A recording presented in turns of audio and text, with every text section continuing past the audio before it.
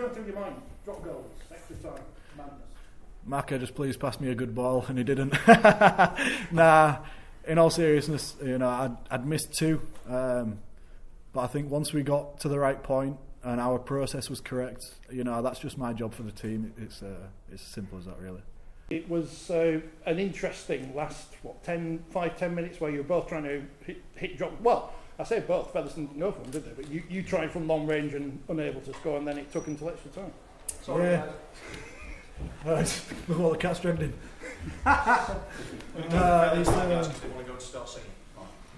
Can't sing about these. It just shows the determination of our team. We never say die, and we never want to let the man beside us down. So, we're so together and determined. That was probably one of the worst performances all year we've put together, but I think that determination dragged us through. Mark, a year ago you got the job, yeah, and now you're here lifting the 1895 Cup. What was it like being on the sidelines for that game? Just proud. I think just caught back into what Liam said there. I think that sums up this group. It was by no means his prettiest performance, but we found a way to get the job done, and that's ultimately what we've spoken about all week: keeping us cool, keeping that tight-knit community that we've got, keeping us composure, and ultimately the players learned a lot about themselves today. Every single player had to dig deep and find a way when things weren't going our way to get the win. And I think you've got to give credit to Featherstone as well. They definitely showed up and give it to us, and in my opinion that's what a cup final should all be about. You've got to ask yourself, have I got this in me? And ultimately these two answered that question today, and I can't be more proud of our group, really. Again, with no tries, is that the perfect game for a coach then, that you don't concede? Well, yeah, I'm a bit of a defence nerd, so yeah, but I'd have preferred it if they'd put 30 in that first half without a try coming, but it just summed up how tough that game was, and it were two top championship teams really going at each other, and as I say, like games like that aren't won with just skill and execution, it's won with what you can hold between your ears as well, and these two were epitomised that in our team, so I'm just really proud, unbelievably proud of him. Paul, he's not happy with the service you gave him. What? Yeah, no, I apologise when we were on floor getting suffocated. We were a very fatigued pass, but thankfully, he does them in training, so the practice has paid off. You've played in a lot of games in your career. Anything like that before? No, mental, just relentless it was. No matter how well you thought you defended, something happened and you just had to regroup and get together and solve it, and we did that. But yeah, and I think the 1 point victory makes it even more special how much we had to dig in there as a group, and I think they've touched on it, how close we all are, so it's pretty special. Did you expect or think you would be in a position to win Silver when you made the move to York? Yeah, I did. Just looking at the group last year, I watched a couple of games and speaking with players that had played here, they said how close the group was, and some of the players that are in there, they are Super League quality players, and luckily York have managed to keep the group together and build on that. And 12 months ago I was done with rugby. There were only probably this club that had pulled me out of that, and thankfully they come knocking and I'm playing again, and my kids get to see me win at Wembley.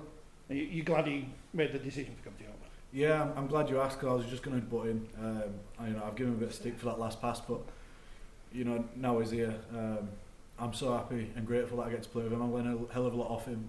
Without Paul McShane on the field for 80 plus minutes today, we don't win that game. His role is very underestimated. The outside wider community probably don't understand everything that he does for this team. His leadership, his mentorship, and just how hard he works at the age of 45 is ridiculous. He's an absolute legend, and I loved having him here. And what's the coach brought to the club in your turn? I've just touched on it in another interview.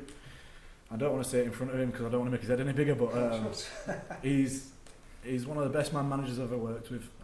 The way he's galvanised this group from where it was to where it is now, he should take a lot of credit for that, and I know he won't. So yeah, now you're here, Mash, just want to thank you for that. The way that this team would run through brick walls for Mash, it's pretty special, mate. You don't get that very often. Leah, how much does it add to it, for the fact you've come here, you obviously got trophy man of the match, you've done it on a day when your mate Jesley and your old club whole KR have come away with the Challenge Cup as well? Yeah, mate, we went out to warm up and I didn't watch the game, I wasn't interested, I was fully in the zone for ours, and when I seen that they'd won at the end, I had a little smile on my face in the warm up. There's some very special people involved at OKR, and they're very well deserved winners. That whole KR was your boyhood club, was it? You played for them as a junior? I came through their academy, yeah, but I'm actually a Westall lad. I was an FC fan as a kid, but you know, I played for Hull KR for a lot of time. I think I was there 12 years coming through there. Gained some very good friendships, and the people at the top of the club, Neil Ludgell, I can't think of anyone more deserving than that man for what he's done for that club. I could go on all day, but yeah, I'm very pleased for him. Mark, what were your emotions going through that 85 minutes? Full trust in these. My job's done, if I'm honest with you, through the week, and I think Liam's been very humble himself too, but these two people make my job a hell of a lot easier.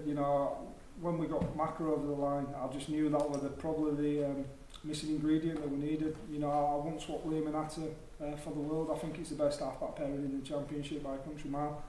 And I think adding Macca in there just to give us that direction from the middle of the field and stop Liam getting his hands on the ball every play, and Atta's exactly the same. I think it's probably what we've been missing and why we got over the line today. And I agree with Liam. Macca's not going to take the credit he deserves. To say he's a former man of steel that's been right at the top of the game. He's one of the most humble men that I've met, and I think it's really important that both of these two aside me get that recognition on the national spotlight for just how they go about the business, because we wouldn't have won that game today without these two doing what they do on that field. Can I just say last couple so that you go in the room, is that alright? Matthew, can I just turn that around and ask you how MASH has transformed things at York over the past year? Obviously you weren't there a year ago, but since you've been at the club? Just for me, it's just how much he cares about the group and cares about the club, and if you feel like someone cares, you give your all, and even at my age, it makes me want to be better. It makes me want to push myself, not just for myself but for the group that he's put together. So yeah.